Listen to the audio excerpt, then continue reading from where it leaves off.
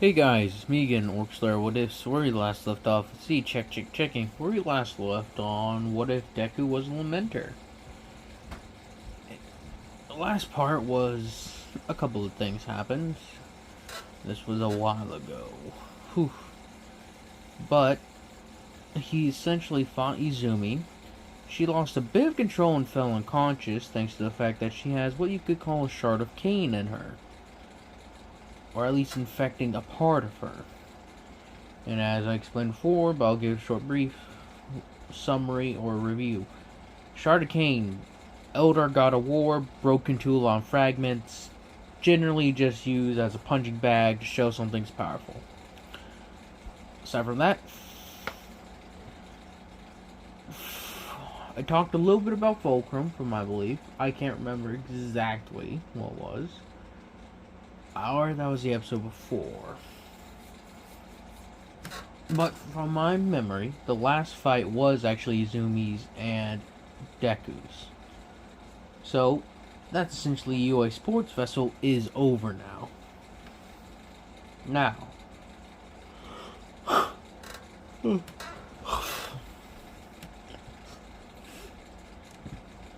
as you get on with it, we get to the part where the students are actually picking out hero names. Thankfully, Izumi has recovered in this time, and her and Inko have essentially just taken this time to review and how to effectively use this power that Izumi has somewhat unlocked for some reason. Deku has been honing his skills with his future sight ability, as it's very useful. Like, he sees it as one of his greatest attributes that he can have, especially since, as he feels that there are probably going to be more things from the 40k universe coming to their universe. So he wants to have every single advantage he can actually have over any enemy.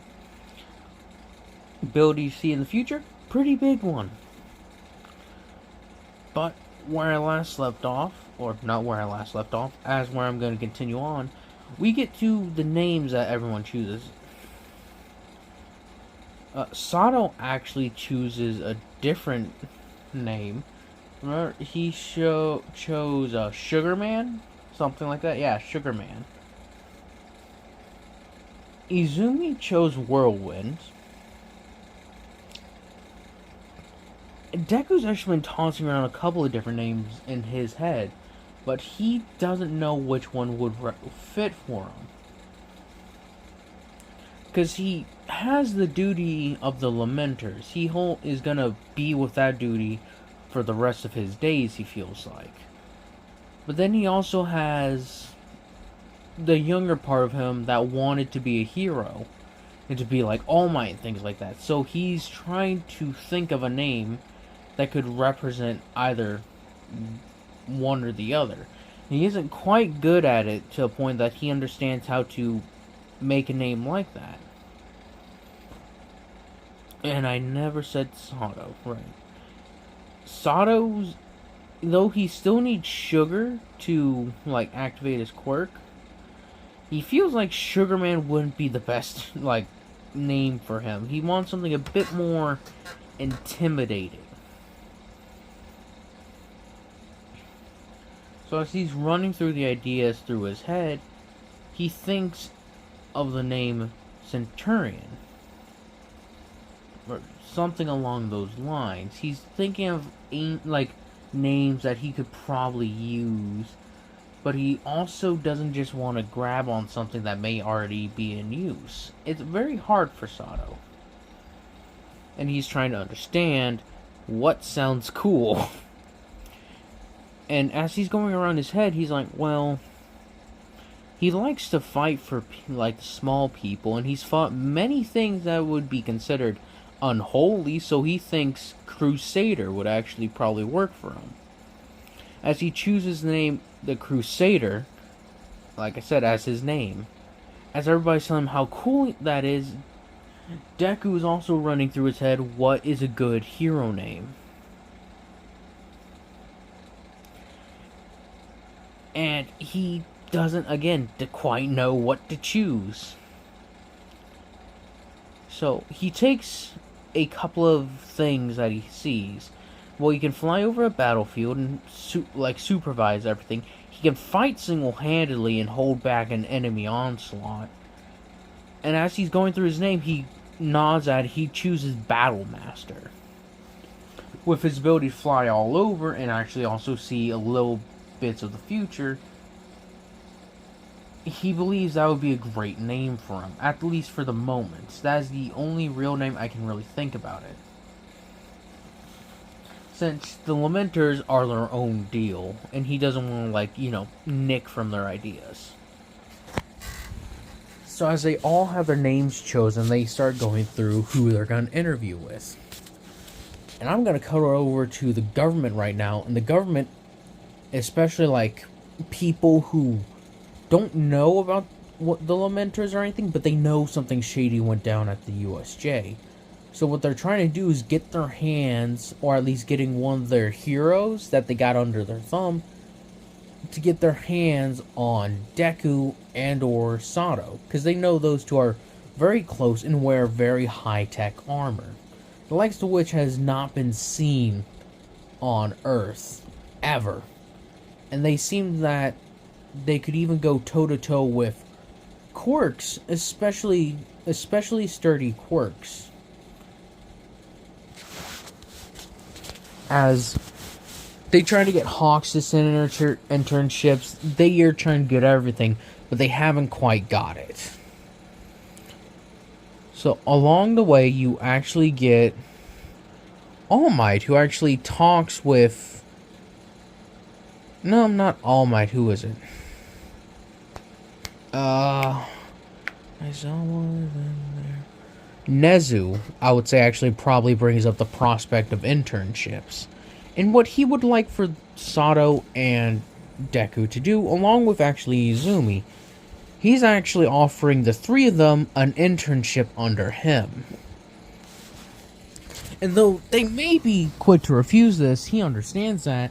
So he says it would be like this, is that they would essentially work as agents for him for this mission. For this mission he's sending them on. And now, as he's going into detail explaining to this, I'm cutting over to a different area. As when you cut over to it, you see a man standing on top of on top of buildings, after he just quite literally murked another hero. We're in the Stain arc now, baby. As he's standing there, he sees a purple portal open up behind him, and two figures walk through it. Both of them easily stand like a foot or two taller than him. And they're both also much more bulky than him. As Stain brings out his sword, the one with the staff raises up his hand. As you know, it is Fulcrum. And he speaks in a very calm voice, but Stain feels like there's a bit of a hint of an insult. As he says, "Calm yourself, Stain, hero killer. We merely wish to invite you upon a visit to our illustrious league." As he gives a small bow, as he's like, "Shigaraki, bow." As Shigaraki is forcefully bowed by Fulcrum. Fulcrum has become even much more bolder due to recent events, and since he knows Shigaraki by himself can't kill him, he's sort of taken this time to somewhat bully him. And he feels like he's also getting All For One to get on his side to serve the Chaos Gods. He quite hasn't been able to succeed with Kurogiri, though. That's an issue he's been having. As he is running along with this, as they invite Stain in, Fulcrum, actually, on the other hand, is the one doing most of the talking, as Shigaraki is sort of forced to stay back and not answer any questions, as he's sort of just sort of told to shut up and bow his head. As Shigaraki already knows the power of Fulcrum, and he doesn't actually want to deny him this. as they get to the conversation piece, I say Fulcrum actually removes his helmet for this. So it's also so that way I don't have to do the modulating of the voice. It's cool, but it's kind of annoying to do. I will do it for that first part though, when he first introduces himself to Stain. As they get to the how they're speaking, it's like, Stain the hero killer. I have heard quite a tale of your exploits. Well done. You have most certainly impressed the League of Villains. As Stain's just like, what you bring me here for? As he has his hand on like knives and stuff. He's just like, we wish to offer you a partnership of sorts. It's just like, yeah. As Stain raises his eyebrows like, why should I join my cause with yours?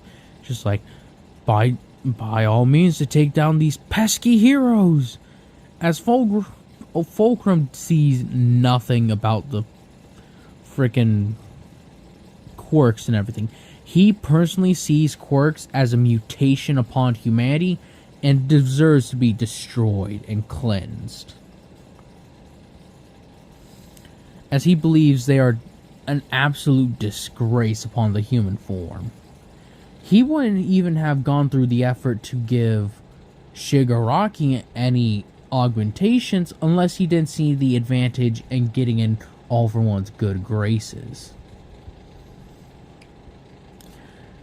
As you sort of have Stain sort of nodding his head away, he's just like, your conviction lacks something.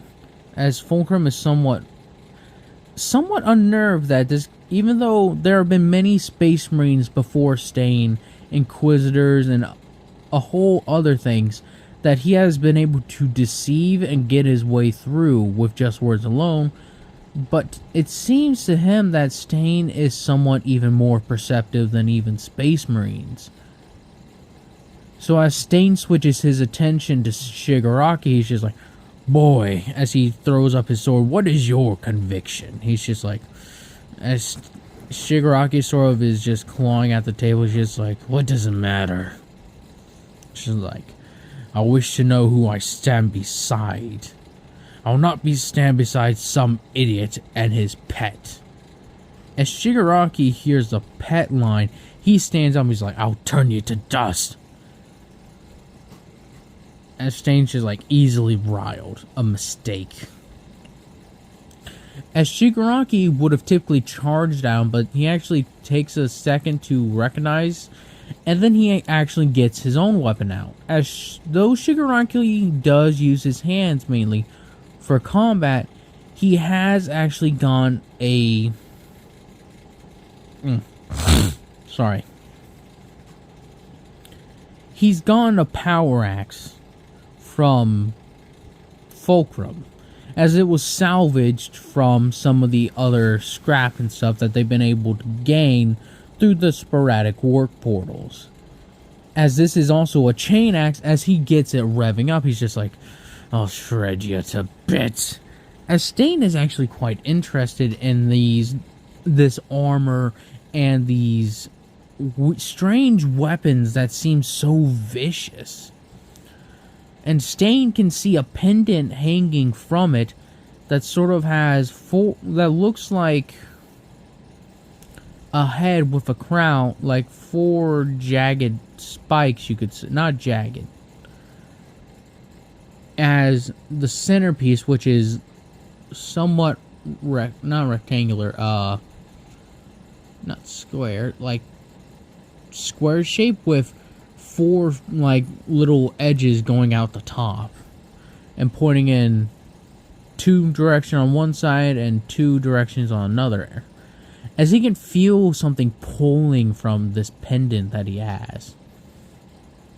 He's noticed these nicks and bobs on both of them, but this one just seems to call out to him even more so than the others.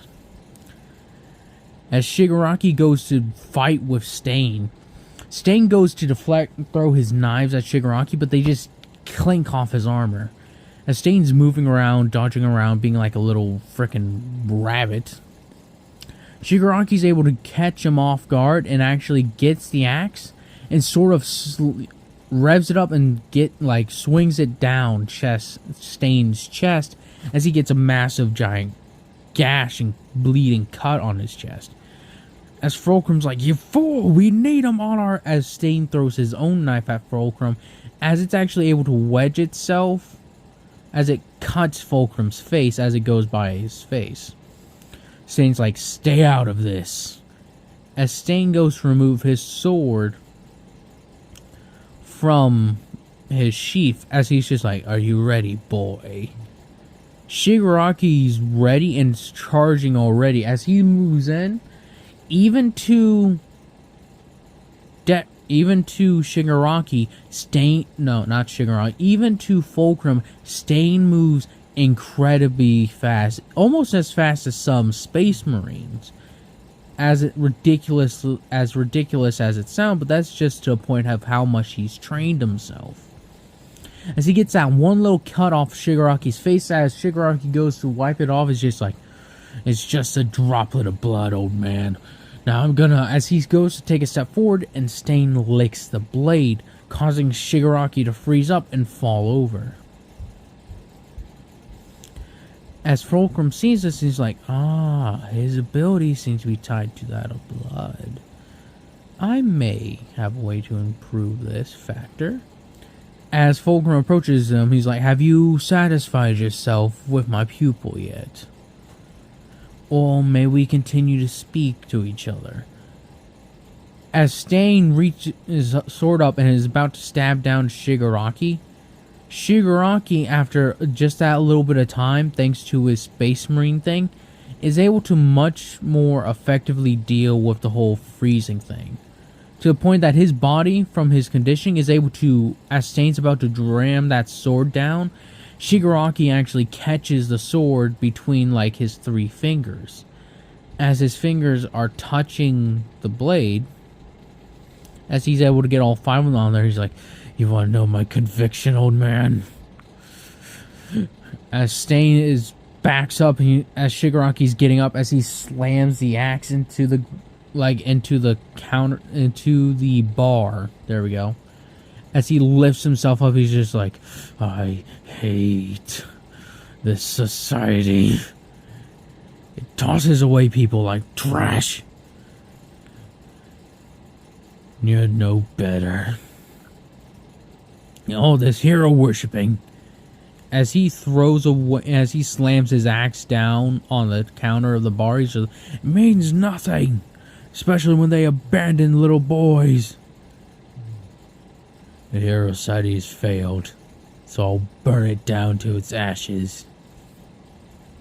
As Stain swings his sword, or what used to be a sword, and then tosses it to the ground, he's like, "You show conviction.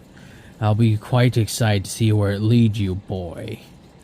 As he looks down at his katana, he's just like, "Seems I will have to find a new weapon." As Fulcrum's just like, "That may not be of any need, Sir Stain."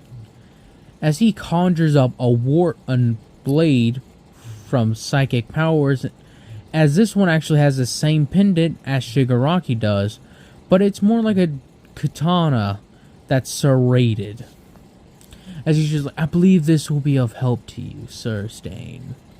And Stain's looking at it like, "What is this? It doesn't feel..." As Stain's just like, "We have some outside benefactors, as you could call them.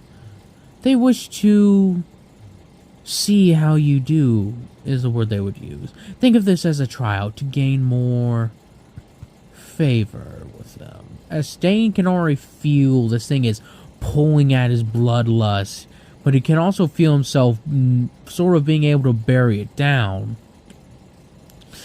As Stain whips the sword out and puts it in his sheath, he's just like, "Tell them they will not be disappointed. Mistman, return me." Nope, there we go. As Stain is speaking to this, as your Kurogiri leaves with him, Shigaraki is just like, "I hate him." And it's just like, "Calm yourself, Shigaraki. He will prove his usefulness in this up-and-coming battle. Let's just hope he shall not end himself too soon. It's just like, why'd you give him a sword of corn? Just like, corn, there's some of the demons that wish to taste more blood requested a decent host. The one I just sent with him isn't too powerful, neither shall it be, neither for any of the peons we acquire. For Shigaraki, let me reveal you a single piece of nugget of knowledge. You never give your followers more power than you have for yourself. For that way, you may always remain on top. As he actually turns away and walks away, Shigaraki is just like, you're a damn fool. I can't wait to turn you to dust. As Shigaraki just turns his back on the fulcrum and decides to go back to observing the TV as it talks about the UA Sports Festival and the up-and-coming young promising heroes. He's just like, I'll kill that damned wing brat too. As we cut over to another very dark and damp location.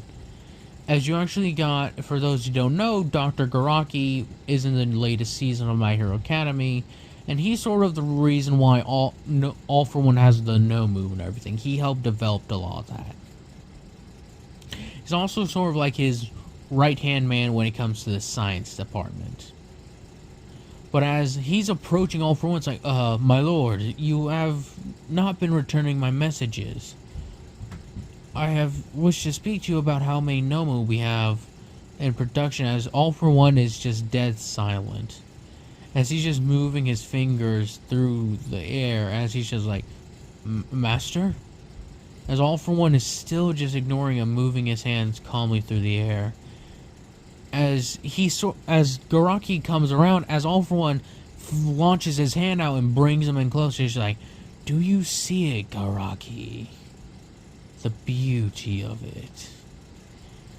As on All For One's monitors, he has multiple different Nomu, at the very least 4, that seem to be different than the others. The first one and biggest of them is bright red with horns and teeth jutting around itself with a giant weapon, as it's just not calmly, but sort of just restrained. The second one is bloated, covered with tentacles, pus, and extra mouths. And then after that, he has one that has feathers and seems like a bird trying to fly out of its cage, but it seems to be jerking its head all around and whispering to itself. And the final one is a purple one. This one is much smaller than the others, and it seems to be doing like dancing and poses. It's also more noticeably very slender compared to the rest of them, as it's sort of like sort of doing just dances, very slow and elegant dances. But Garaki can feel like just looking at these creatures just befouls anything he ever stood for as a scientist. It's like, Master, what are these things? These are not the Nomu I made. As All For One's just like, no, they are not, Garaki. They are better. Provided strength by our new associate, Fulcrum. He's just like, sir, as Garaki is just stunned, he doesn't know how to reply to any of this. All For One says, calm your mind, Garaki. You are still my head scientist for now. But I was thinking of introducing you to some new benefactors. As All For One gets a sinister chuckle as it fades to black. And that's where I'm going to be the one to end this off at. I hope you guys enjoy this. Hope you guys continue to enjoy this. Hope you guys have a nice day, nice night.